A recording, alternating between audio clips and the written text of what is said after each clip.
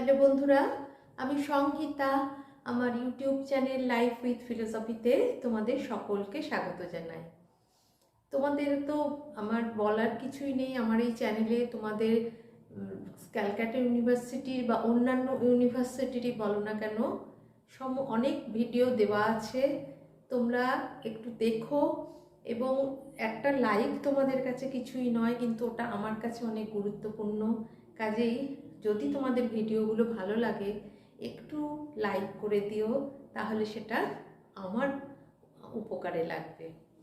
তা আর যদি ভালো লাগে অবশ্যই সাবস্ক্রাইব করো এবং অনেক বেশি বন্ধুদের মধ্যে সেটা শেয়ার করো। আজকে ক্যালকাটা ইউনিভার্সিটির যেটা 6th সেমিস্টারের আত্মহত্যা বা সুইসাইড, সেইটা নিয়ে কিন্তু আমি আলোচনা করব। প্রথমে আত্মহত্যা কি, এবং পরে আত্মহত্যার যে সাধারণ কারণগুলো কি কি সেইটা নিয়ে বলবো। তা এটা মেনলি 5 নম্বরেই আসে, বা কোনো কোয়েশ্চেনের বড় কোয়েশ্চেনের পার্ট হিসেবেও এসে থাকে। আর অন্যান্য ইউনিভার্সিটিতেও যেগুলো যাদের অন্যান্য কোর্স আছে, আমি আস্তে আস্তে সবগুলোই দেওয়ার চেষ্টা করব। যেমন বর্ধমান ইউনিভার্সিটির মানে এই ক্যালকাটার বাইরেও কিছু আছে যেগুলো আমি তোমাদের পরে আলোচনা করব। তাহলে চলো শুরু করি। আর চ্যানেলটা ভালো লাগলে অবশ্যই সাবস্ক্রাইব করো, এইটুকু অনুরোধ রইল। তা প্রথমেই বলবো আত্মহত্যা কি। আত্মহত্যা হচ্ছে নিজেকে যে ধ্বংস করার জন্য স্বেচ্ছা প্রণোদিত যে উপায়, মানে যে নিজেকে ধ্বংস করার জন্য যে ঐচ্ছিক ক্রিয়া আমরা সাধন করে থাকি, সেটাকেই বলা হয় হচ্ছে আত্মহত্যা বা সুইসাইড।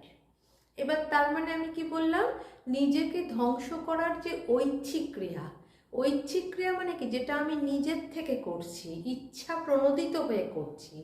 তার মানে যে আত্মহত্যা করে সে কিন্তু সেই বিষয় সম্পর্কে সচেতন থাকছে, মানে সে তার উদ্দেশ্য সম্পর্কে সচেতন থাকছে। এবার কোন উপায়ে সে আত্মহত্যা করবে, মানে আত্মহত্যা তো অনেকভাবেই করা যায়। তোমরা তো মেট্রো রেলে আত্মহত্যার কথা খুবই জানো, বিষ খেয়ে আত্মহত্যা করা যায়, গায়ে আগুন দিয়ে, মানে বিভিন্ন উপায়ে আত্মহত্যা করা যায়। তা কাজে কোন উপায়ে সেই ব্যক্তি যে আত্মহত্যা করবে, সে কোন উপায়ে করবে সেটা কিন্তু সে নিজে জানে। এবং আত্মহত্যা করলে যে পরিণামে তার মৃত্যু হতে পারে সেটাও কিন্তু সে জানে। যদিও অনেক ক্ষেত্রে অনেকের মৃত্যু হয় না, মানে যাকে বাঁচিয়ে দেওয়া হয়, যাই হোক সেটা আলাদা। কিন্তু তার মানে যে আত্মহত্যা করছে সে কিন্তু তার কাজের উদ্দেশ্য, উপায় এবং পরিণাম সম্পর্কে সে সচেতন থাকছে। এটা হলো যে আত্মহত্যার। এবার এই আত্মহত্যা মানে কি, আত্মহত্যা মানে সব কিছু, সব আত্মহননকেই কিন্তু আমরা আত্মহত্যা বলতে পারবো না।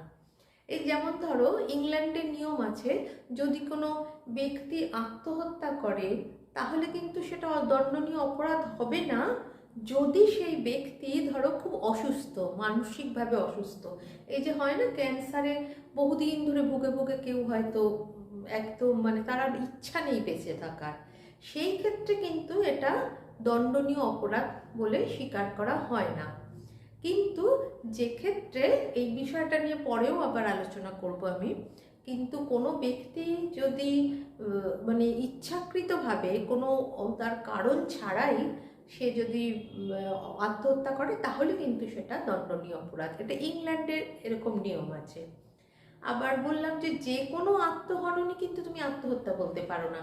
ধরো এই যে সৈনিকরা, এই যে আমাদের দেশের জন্য যারা প্রাণ দিচ্ছে, কিংবা যে বিপ্লবীরা দেশের জন্য প্রাণ দিয়েছে, এরকম যারা এই সমস্ত ক্ষেত্রে কিন্তু এটাকে তুমি আত্মহত্যা বলতে পারো না।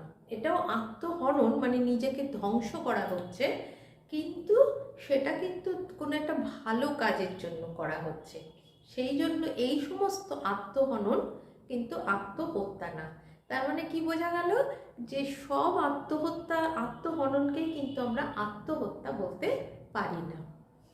এটা হয়ে গেল আত্মহত্যা কাকে বলে তার ইন্ট্রোডাকশন, সেটা বলা হলো। এইবার হচ্ছে আত্মহত্যা, এই যে আমরা মানে করে মানুষ যে আত্মহত্যা করে, নিশ্চয়ই তো কিছু কারণ থাকবে, এমনি বিনা কারণে তো কেউ আত্মহত্যা করে না। তা সেক্ষেত্রে আত্মহত্যার 3টে কারণের কথা উল্লেখ করা যায়। ফার্স্ট হচ্ছে মনস্তাত্ত্বিক কারণ। মনস্তাত্ত্বিক কারণ মানে ফ্রয়েড প্রাণ শক্তিকে মানুষের আদিম প্রবৃত্তি বলে উল্লেখ করেছেন, কিন্তু এই প্রাণ শক্তির অপোজিট কি? আত্মধ্বংসবৃত্তি, মানে কি নিজেকে ধ্বংস করার যে প্রবণতা। তা এই যে প্রবণতা, এটা কি হয়? আসল কথা মনস্তাত্ত্বিক কারণ কি বলছি, মানুষের মনের মধ্যে যে মানুষের মনে অনেক রকমের জ্বালা যন্ত্রণা থাকে, যেগুলো আমাদের হচ্ছে অবচেতন মনে আমাদের সেগুলো থাকে।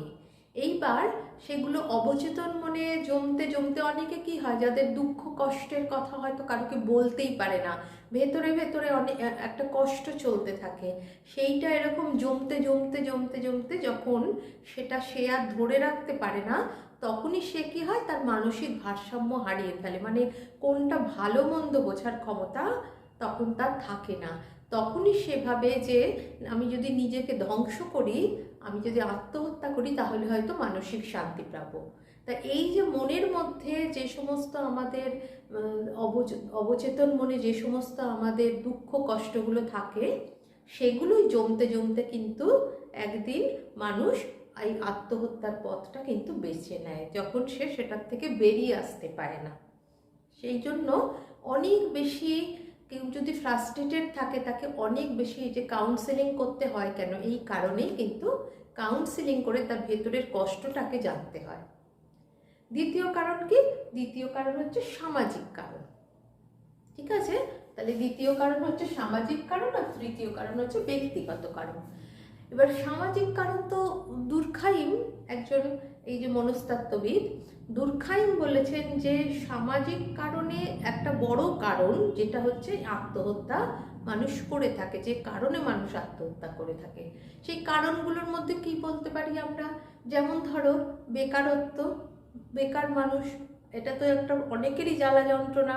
এবং বর্তমান সমাজে তো তুমি একটা পাশ করে মানে গ্র্যাজুয়েশনের তো কোনো মূল্যই নেই, এবং এতই বেশি চাকরির অভাব, ফলে অনেক বেকার কিন্তু এই সুইসাইডের পথটা বেছে নেয়। যদিও এটা একেবারেই ঠিক নয়, কারণ মানুষ চেষ্টা করলে অনেক দিক থেকেই অনেক উপার্জন করতে পারে। এছাড়া আছে সামাজিক রীতিনীতি। সামাজিক রীতিনীতি, পারিবারিক গোঁড়ামি। ধরো পারিবারিক গোঁড়ামি কি বলবে তুমি? ধরো কোনো হিন্দু মেয়ের সঙ্গে কোনো মুসলিম ছেলের বিয়ে দিতে পারিবারিক দিকে অসুবিধে থাকে, সেক্ষেত্রে কেউ সুইসাইড করে। মানে এই রকম সামাজিক বিভিন্ন কারণ আছে যেগুলোর কারণে কিন্তু এই পারিবারিক গোঁড়ামি বা দারিদ্র্য যেগুলো সমাজে হয়ে থাকে। এই যে দারিদ্র্য থেকে তো তোমরা একটু খবর জানলেই দেখতে পাবে যে কত চাষি দারিদ্র্যের কারণে প্রতি বছর আত্মহত্যা করে। তা এই জন্য এটাও একটা সামাজিক কারণ। এই বিভিন্ন কারণে কিন্তু মানুষ আর মানে এই মুক্তির পথ মানেই ভেবে নেয় বোধহয় আত্মহত্যা, এবং এর থেকে কিন্তু মানুষ আত্মহত্যা করে। আর তৃতীয় হচ্ছে বললাম ব্যক্তিগত কারণ।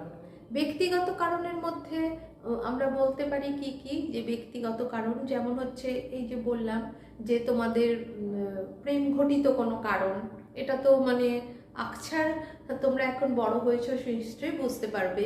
তার কাজে প্রেম ঘটিত কারণ তো একটা। তারপরে বার্ধক্যে একাকিত্ব, এটাও একটা এখন ভীষণ সমস্যা, কারণ অধিকাংশ ছেলেমেয়েরাই সব বাইরে চাকরি করে, যেখানে বাবা মাকে তারা একসঙ্গে পায় না, বাবা মার একটা একাকিত্বের জীবন কাটে। তা সেখানে এই যে বার্ধক্যে একাকিত্ব, এই যে চুপচাপ থাকা, কারোর সঙ্গে কথা বলতে না পারা, এটাও কিন্তু মানুষ অনেক সময় আত্মহত্যার পথ এর জন্যও কিন্তু বেছে নেয়। তারপরে বিভিন্ন বিষয়ে বিরহ, তারপরে শুধু বার্ধক্যজনিত কারণেই যে একাকিত্ব তা নয়, কারণ হচ্ছে মনের দিক থেকেই ওই রকমভাবেই সে হচ্ছে একটু চুপচাপ স্বভাবের, এবং সে কিছু প্রকাশ করতে পারে না। এই সকল ব্যক্তিগত কারণও কিন্তু আমাদের এই আত্মহত্যার জন্য হয়ে থাকে। আশা করি বোঝা গেল, এবং এগুলো অত্যন্ত সাধারণ ব্যাপার বলে তোমরা জাস্ট জিনিসগুলো জানলেই কিন্তু লিখতে পারবে। আজ তাহলে এই পর্যন্ত, নেক্সট দিন নেক্সট ভিডিও নিয়ে।